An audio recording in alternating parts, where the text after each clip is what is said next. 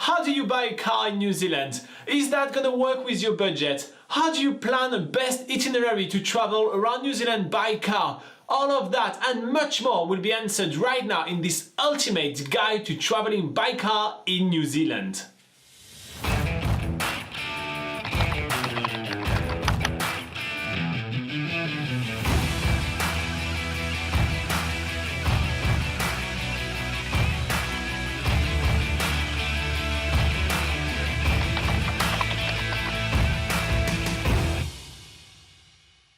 Hey guys, we're Robin and Laura, the team behind BackpackerGuide.NZ, helping you plan an epic backpacking trip in New Zealand. In this guide, we are going to be talking about traveling New Zealand by car. We're going to be covering everything you need to know, from buying a car, budgeting for your road trip, planning the best itinerary, and much more. This video is going to be solely focused on buying a car if you're doing longer term travel in New Zealand. But if you're doing a shorter trip and thinking about renting a vehicle, then head on over to our renting a vehicle video and we'll put a link in the description below. So with that out of the way, let's get started with our ultimate guide to traveling New Zealand by car. Step 1 of our guide is very simple. Make sure that you can legally drive in New Zealand. To legally drive in New Zealand, you need to have a full valid driving license written in English. And if your license isn't in English, then it needs to be accompanied by an international driving permit or an approved translation from the New Zealand Transport Agency. And after 12 months of being in New Zealand, you'll then need to convert your driving license to a New Zealand driving license. But all the information and details on that will be on links in the description below. Step 2, make sure that buying a car is the right choice for you. When buying a car in New Zealand, you need to consider your budget and how much time you have in New Zealand. First up on your budget list is fuel. This is going to be your biggest expense, so expect to pay above $2 a litre for petrol and above $1.35 a litre for diesel car. However, there is an extra tax to be paid on diesel car, making them more expensive than petrol car to run. Also, and we are talking litres in New Zealand, not gallons. There's also the cost of taking the ferry between the North Island and the South Island, and this is usually about 230 New Zealand dollars for one car and 2 passengers, going both ways from the North Island to the South Island and vice versa. This gets more expensive if you're taking a campervan and if you're booking closer to your travel date. The good news though is that there is only 3 toll roads in New Zealand. They're very inexpensive and easy to avoid, so we don't really consider that as an extra thing to budget for when traveling by car in New Zealand. We have included a link in the description below that will give you more detail on each of the items mentioned above. Another way to know whether buying a car is the right choice for you is seeing how much time you have in New Zealand. If you're in New Zealand for less than 2 months, then you probably don't want to waste time trying to buy and sell your own car. You probably should go for renting in this case. Otherwise, if you are in New Zealand for more than 2 months, then buying your own car is actually a lot more cost effective than renting. But buying your own car also means maintenance costs, such as buying new tires, changing oil, and all that sort of things. There is also the risk of having an accident or a car breakdown that can set you back $500 or several $1,000s. For this reason, we advise you to set aside about $2,000 just so in case that happens, you're not stranded. Step 3, decide car or campervan. When making this decision, you need to consider your budget and where you want to sleep. When buying a car, people usually use that for transport and stay in hostels or other forms of budget accommodation, while the obvious reason to buy a campervan is so that you can actually sleep in that campervan. However, buying a campervan is more expensive. If your vehicle is not self-contained, i.e. a car or a very small camper, you will not be able to freedom camp and have to stay in holiday park or campsite, and that can cost up to $50 a night. Which brings us to the second point of this step, which is if buying a campervan, make sure you get a self-contained campervan. To freedom camp in New Zealand, which is parking up and camping anywhere for free, you will need to have a self-containment sticker. This notifies wardens or police that you have toilet facilities on board, you have fresh water and wastewater storage that meet a certain standard. But be aware that freedom camping doesn't mean you can park anywhere and sleep anywhere, but more on that in this video. All in all, if you decide on a campervan, we strongly recommend that you go for a self-contained one, because anything less and you'd still have to pay for hostel, campsite or holiday park. Step 4. Where to buy a car or campervan in New Zealand. Here are 5 tips.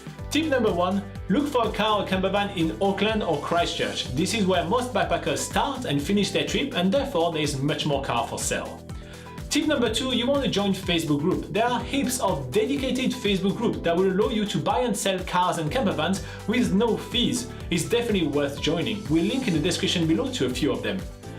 Tip number 3, look for cars and campervans in a hostel, either through their binders or on the pinboard. There is heaps of cars advertised by other backpackers around Auckland and Christchurch in the hostels. Feel free to also go in hostels that you're not staying at, because they may have different cars to offer. Tip number 3, go to Backpackers Car Fair. In Auckland and Christchurch, they usually run on the Saturdays. Prices are likely to be slightly bit more expensive, but you'll still be able to get a good deal. And if all of that doesn't work, tip number 5 is to use TradeMe. It's the New Zealand equivalent of eBay.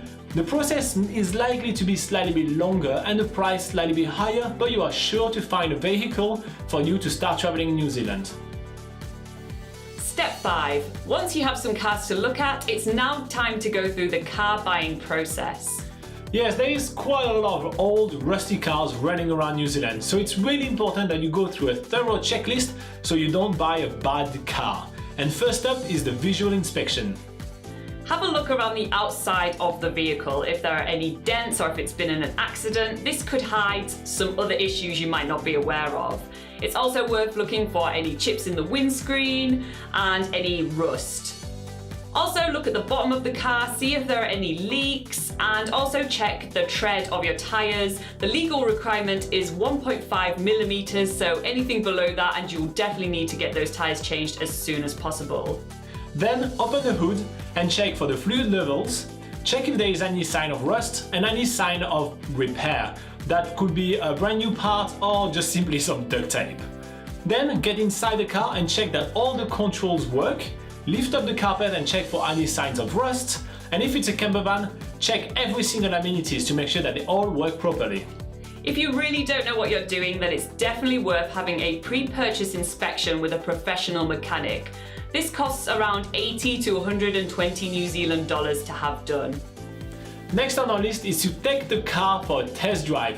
During the test drive, you want to make sure that the car is steering properly, that the gears are switching smoothly, that there is no weird noise in the engine, and that the brakes are not too loose.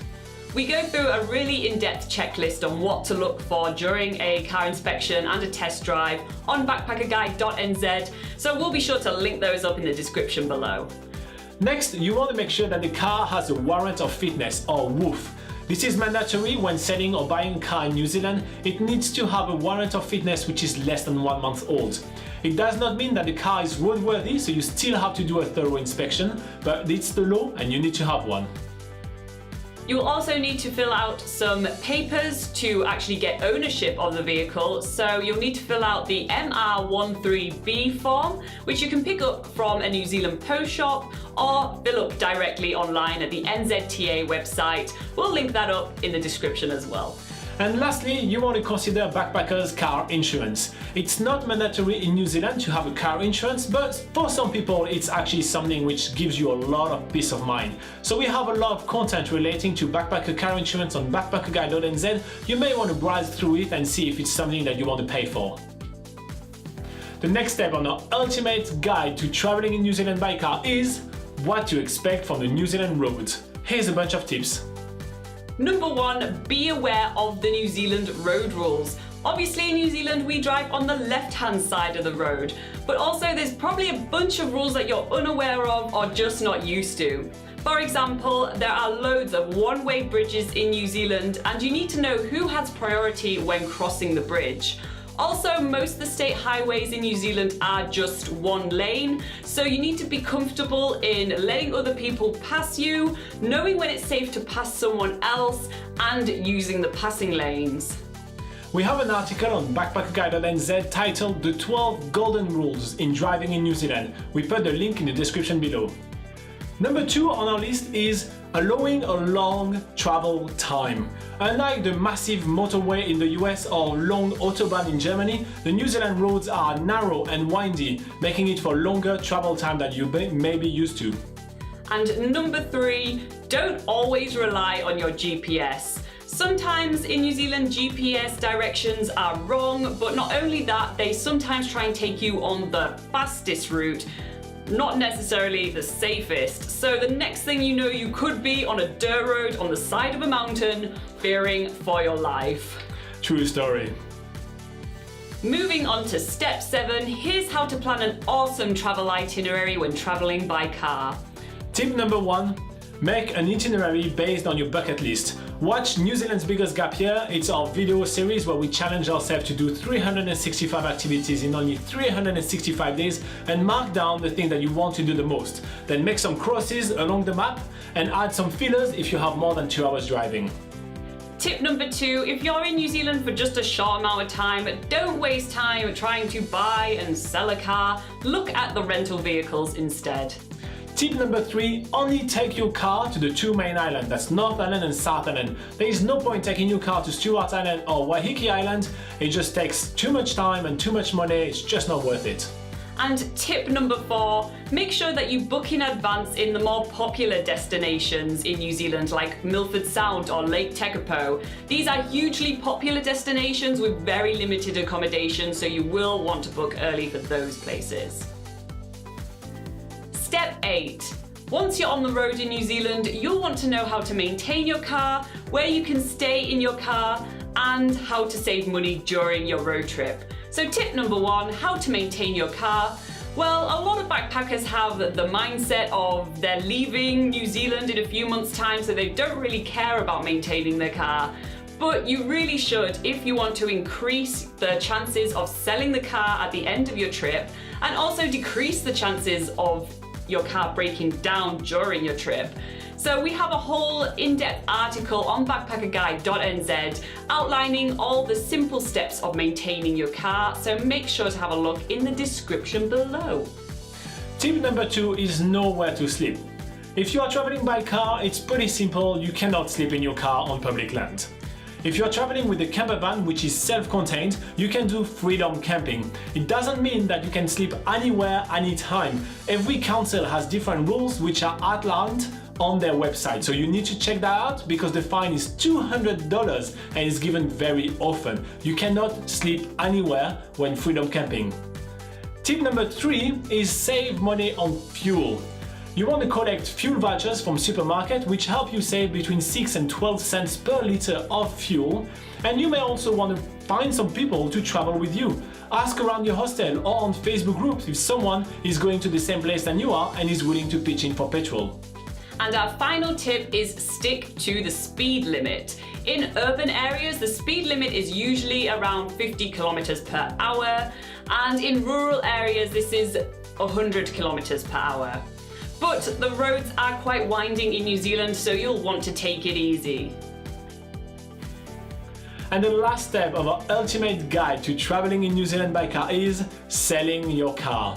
This is probably the saddest time of your trip when you have to split up with your baby car, but here's a few tips. Before selling your car, make sure there are no outstanding fees or fines. Also make sure that your road user charges are up to date and that you have a valid warrant of fitness of less than a month. To sell your car, use Facebook groups, hostel pinboard and binders, trade me, and you can even go to a car dealer. Before that, you'll get much less money for your car. And to complete the sale of your car, you will need to fill out the seller's form, which is the MR13A, and after that you can move on with your life.